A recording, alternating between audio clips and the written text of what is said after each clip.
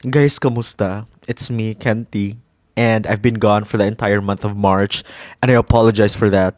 Pero may reason ako, promise. At talagang umabsent pa ako ng isang buwan after I said here in the podcast episode, I think my previous episode, I said na I'm gonna be more active here. I mean, actually, it's true. I'm really planning to be active here. Pero the month of March, I discovered a new hobby and it's DJing. I really believe na there's power in the words that you say or something. Like when you say something out in the universe, it somehow gets true. Kasi I just think it's so fascinating na, di ba, here sa podcast episode, parang yung inside joke natin with each other is, ako yung DJ, like, as in referencing radio DJs, tapos kayo yung listeners. And then, on the month of March, I actually became, like, a DJ, or I started DJing as a hobby. As in, like, if you follow me on Instagram, I bought a controller, a DJ controller, and I had my first gig nung March din, like March 28. 'Di ba? Parang natotoo yung sinasabi ko dito na DJ Canty, ako yung DJ, and then I actually became a DJ.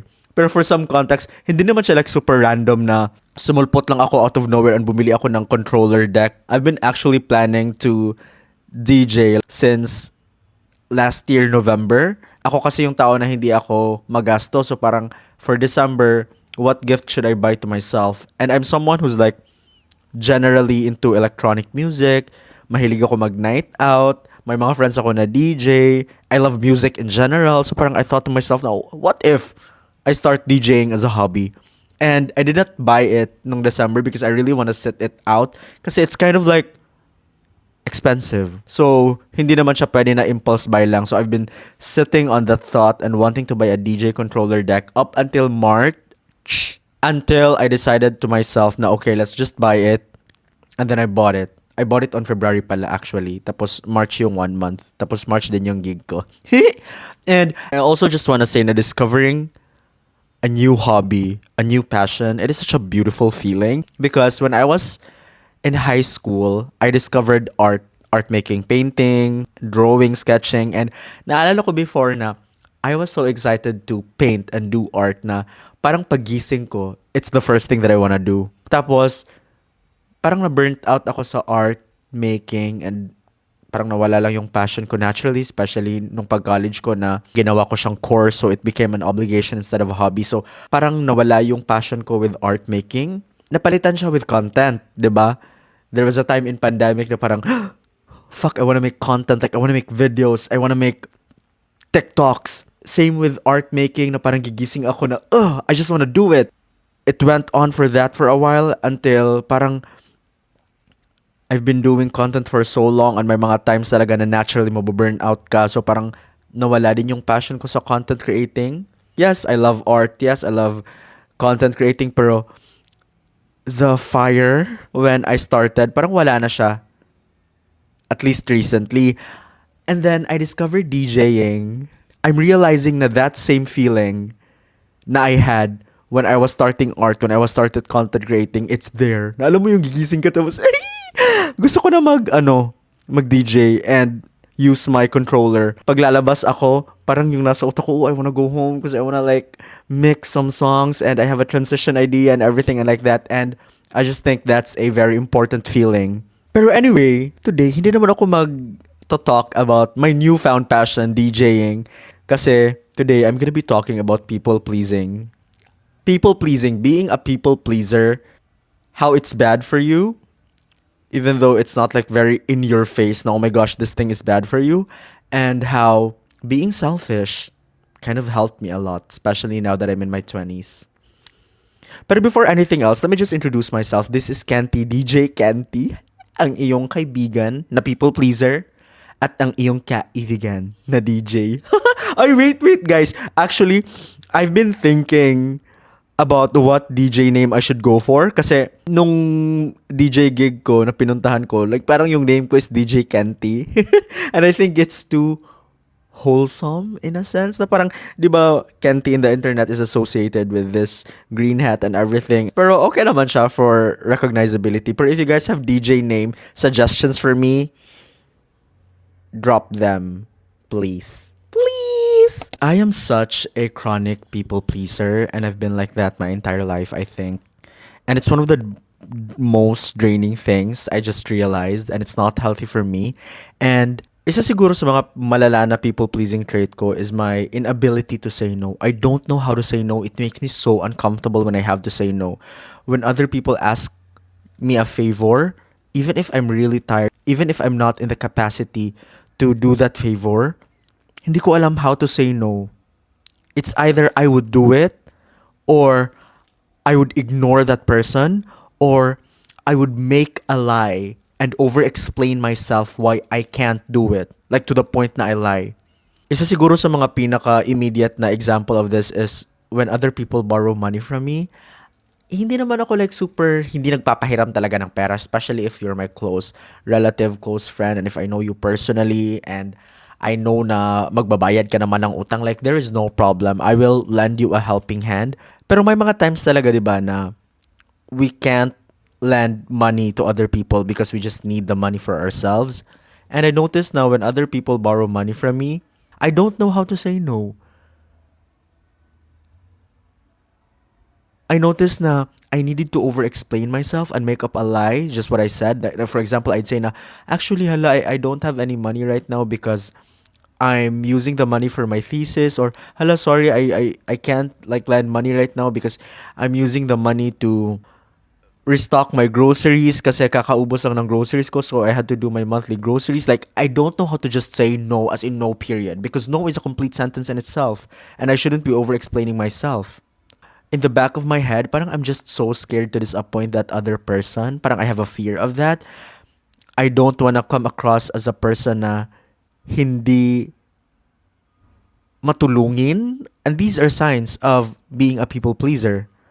There was this one person na nagborrow ng money from me. I said yes. Even if I didn't really want to lend my money to that person and I wasn't really in the capacity to lend my money during that moment, I said yes. Long story short, that person did not pay me back. Yun talaga yung isa sa mga nagpa-realize sa akin, okay, if you're a people pleaser, you need to find a way to change that trait kasi hindi lang siya emotionally na makakadamage sa'yo. May mga times talaga na even your finances madadamage. Like, it's gonna translate to tangible things in the real world. Isa din sa hindi ko makakalimutan na malala na nangyari sa akin because I don't know how to say no because I was such a people pleaser, involves with a collaboration with a brand when I was starting as a content creator. 2021, there was a brand that reached out to me and asked how much yung prices ng videos ko, per video ko. Tapos, let's just say na 500 pesos yung per video ko. I mean, syempre, hindi naman talaga siya 500, pero for the sake of the story, sinabi ko sa kanila na 500 pesos yung video ko for the TikTok. Tapos sabi nila na, okay, can we do a video call, sabi nila, so we can talk about the details of the collaboration. Tapos ako, sabi ko naman na, okay, go. Sige, go. Let's do a video meeting. We were talking about the details of what video they wanted, how I'm gonna inject my own personal style sa video while injecting the brand and something like that. And then, before the video call ended, sabi nung person na, is it okay if for 500 pesos, we can do 3 videos? And I was so caught off guard during that time kasi video call kasi, 'di ba? I knew na it was so unfair because my rate during that time was also based sa other content creators who had the same following as me during that time. So I knew na hindi talaga fair na parang 3 video for 500 pesos yung rate na we should go for. Pero being the people pleaser that I am, parang in the back of my mind, I knew na it was unfair, but it was live. It was a live video call, and I was so, parang yung people pleaser talaga. There's no other way to say it. I was such a people pleaser. I did not know how to say no. I did not know how to disappoint that other person, even if it's in the expense of my own self. So sinabi ko yes. Parang na-take advantage ako during that time. And I couldn't really like blame anyone else but myself during that time because who said yes, it was me. Because I did not know how to say no. Isa din yun sa mga situations na parang naparealize ako na, well, I really need how to learn how to stop this people-pleasing bullshit kasi may mangyayari talaga sa outside world. Hindi lang talaga siya emotionally draining. It can really affect your life talaga as in like the reality of your life if you don't know how to say no. Isa din sa mga people-pleasing trait that I have is I don't trust my own decisions when I'm around other people. Example, nung high school ako, mahilig ako manood ng mga YouTubers who would do lookbooks. Lookbooks are parang mga fit checks, mga outfit recommendations. Nanonood ako ng mga YouTubers na gumagawa ng gano'n na retro aesthetic. Like 90s na aesthetic. Like hyperfixation ka talaga yun. Like I really loved 90s aesthetic when I was in high school to senior high school. So I also wanted to dress up like the YouTubers that I see on the internet. Now, pag mag-uukay ako to look for these clothes, usually may kasama ako ng mga friends. And since retro yung aesthetic, pipiliin ko yung mga sweaters na super laki, tapos color yellow, tapos mga long sleeve na stripes, tapos mga jeans na parang baggy jeans. And during that time, hindi pa uso yung baggy jeans. So parang hindi pa talaga siya like super in the trend. And naalala ko na before I would buy these clothes, I would ask my friends what they think about it. I'd put the sweater on and the baggy jeans on and then I'd ask now, what do you think of this outfit? And syempre, since hindi naman sila nanonood ng mga retro 90s na mga YouTubers, sasabihin talaga nila na, why do you look like that? Like, why are you dressing up like an old person? Ano to, 1980s? Like, napakainit. Bakit gusto mong mag-sweater na nakatuck in? Anong atake mo today? Even if I really wanted to dress up retro, because that's what I see on the internet and it's what I appreciate. Naalala ko before na hindi ko na lang talaga bibilhin. Because I was so concerned with what other people think about me. I should be concerned of what I think about me, of what I wanted. And yet I didn't act upon it because I was a what? A people pleaser. And syempre, natural lang talaga na yung sasabihin ng ibang tao is, why do you low-key look like my grandpa? Kasi hindi sila nanonood ng mga same YouTubers that I was watching during that time. And yet, what did I do? I did not respect my own decisions. When other people disagree with my decisions, I would automatically rethink my own decisions and ask myself na is this really what I want? Even if in the back of my mind, I knew na it's what I wanted because priority ko talaga all of the time as a people pleaser was other people and their opinions. And it's not healthy for me. Okay, another people pleasing trait that I have is I don't know how to voice out my needs or my wants to other people. For example, dito na papasok yung mga jokes na, ano yung gusto mong kainin? Do you want this or do you want that? No, ikaw lang pumili. Okay lang ako sa lahat. Yung mga dynamics na ganyan, I'm also that type of person.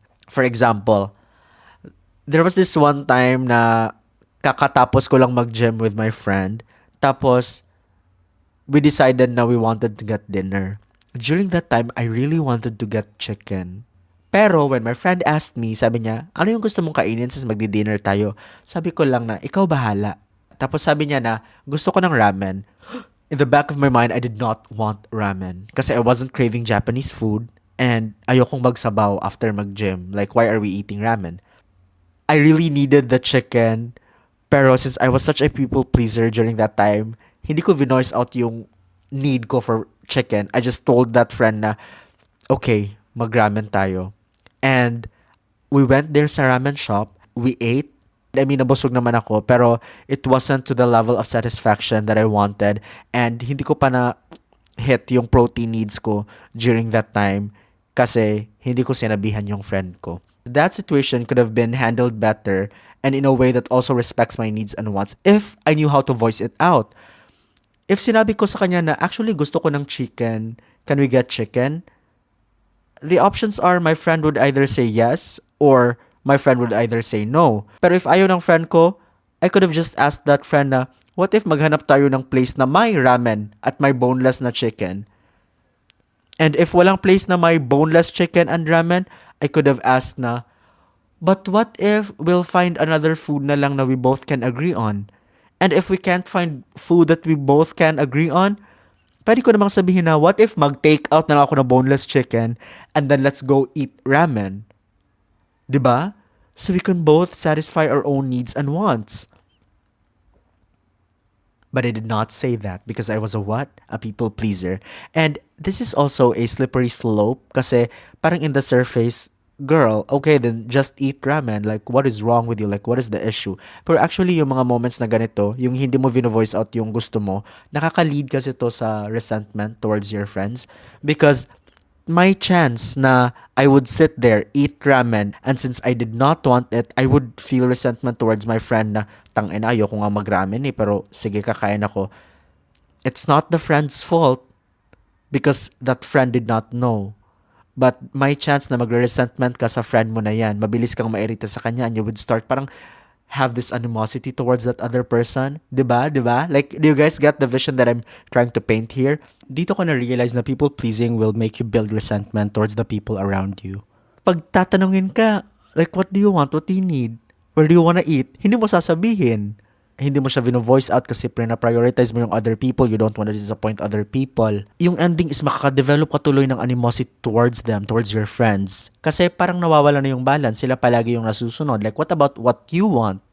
And it's also kind of unfair towards that other person kasi that other person doesn't know na you're feeling this way. And if your needs and wants and where you want to eat goes unmet, where do you project your resentment to that other person?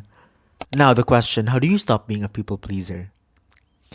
I feel like the older that I grew with age and with the experiences that come along with this age, parang naturally you're gonna get better with navigating these things. Pero mas maganda pa rin talaga if intentional ka. But of course, again, take this with a grain of sugar because I'm not the best at it. I'm someone who's still navigating being a people pleaser and setting boundaries. The first thing, you have to be selfish. Take care of yourself in a way you would take care ibang tao. For example, ako dito sa condo. Why is it na if other people are gonna come here, if my visitors ako, I would deep clean my entire room for them. But if it's just me around, why don't I do it? What are some special treatments that you give to other people but you don't give to yourself? Think about it. Because I want you to start applying it to yourself as well. Because once you do that, it's gonna signal to you, to your brain, na parang you value yourself. So that's what I'm starting to do recently. I've been starting to become kinder towards myself in a way na I'm kind to other people. If I'd have a friend and they'll tell me na they're feeling very exhausted and like very burnt out, I would naturally tell them to rest, right? But when it comes to myself, I'm much more harder towards myself and parang I don't believe na I get burnt out. Parang I just tell myself na I'm lazy. I don't do that anymore because that's not what I do to my friends. If I'm super kind towards my friends, why can't I do it to myself, right? And that's why I'm starting to do it to myself. Think about the ways na you're so kind to other people. Think about the ways na you care for other people so much and start applying that to yourself as well. Just because you know yourself so well, just because you're always with yourself all of the time, doesn't have to be na bare minimum mo lang yung ibibigay mo sa sarili mo. Also give yourself the same special treatment, the same kindness that you give to other people. I believe na ito yung one of the first steps to conquering people pleasing because when we really think about it, people pleasing is also connected to feeling insecure and feeling like wala kang value, devaluing yourself. So once you start doing these things, naturally, mawawala din yung mga thought patterns na yun. Another thing na I think you could really practice is to stop over-explaining yourself.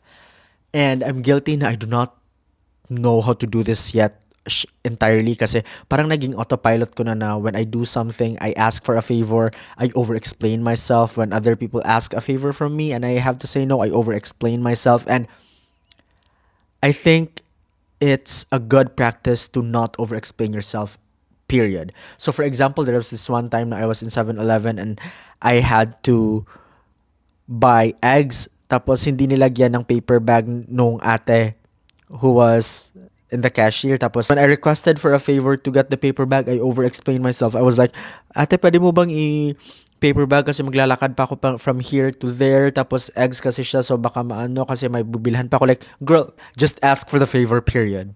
I was thinking during that time na I don't want to inconvenience ate. And it's okay, it's okay, it's okay. Like, your comfort comes first. But, girl, it's just putting a paper bag in eggs. But, again, since parang subconscious ko na yung pagiging people pleaser, I over-explain myself a lot.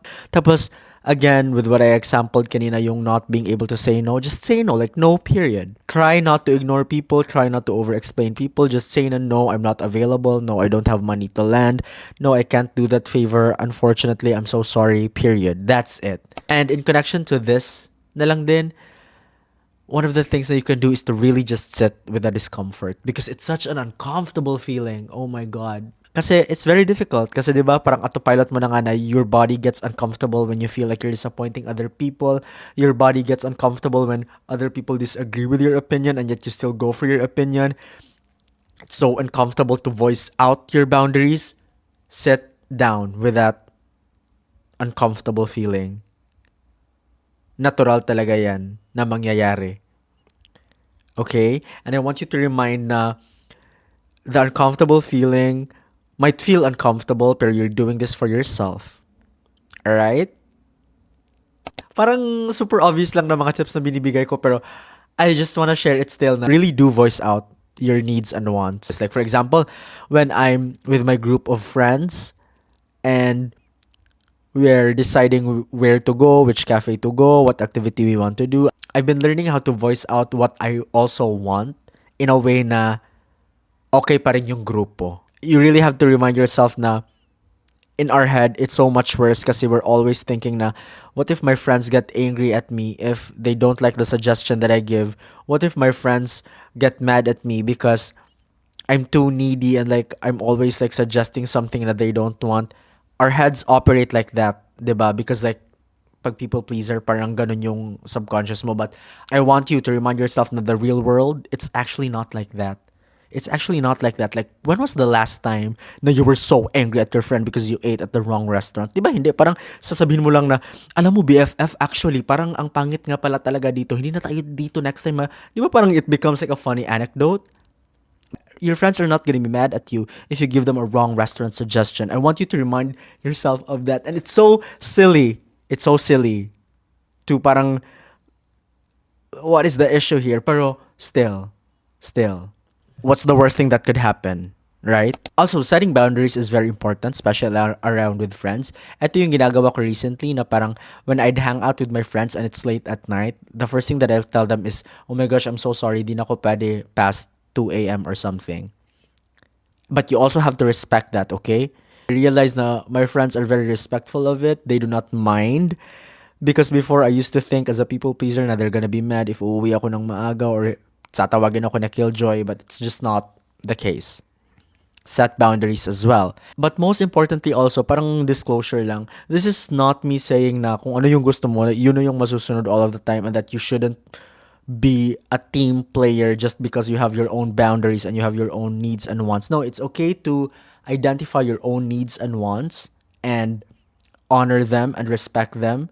But it's also very important that we're all very polite and we're all very respectful with the people around us and with the dynamic that we have with these people. Hindi naman pwede na, fuck you, I don't like your activity, let's do mine because that's my boundary. Hindi naman pwede na ganun, te. It's all about balance and it's all about compromise because may mga times din talaga na like for example, if you're in a friend group, 5 kayo, tas ikaw lang yung gusto mag-ice cream, tas the 4 of them, they do not want ice cream. May compromise talaga na magaganap. 'Di ba? And that's just how the world works. But as long as you mention that you wanted ice cream and you're gonna get it in a way na no one's upset, that's good. Alright? Alright. I also feel like being such a people pleaser and trying to get rid of that trait is gonna be a very long process and it's a process that will result in a lot of failures. It's not gonna be linear. Kasi even ako, like right now, I'm like super aware of the tendencies na I have na when I people please. Pero Parang yung sinabi ko na automatic kasi siya because it's been in my subconscious body for so long na not automatic na siya, but be gentle with yourself. All right. And again, I just want you to think, now, what's the worst thing that could happen? Like, if I say no to this other person, am I gonna die? You're not gonna die. That other person is not gonna die. So let's all relax and calm down. Be a you pleaser. People pleasing, no. You pleasing, yes. And I also just want to say din pala na you're not a mean person or a rude person if you disappoint other people. You should be able to set your boundaries without feeling bad for yourself. Because sometimes you might think na being kind means we have to please other people all of the time. No.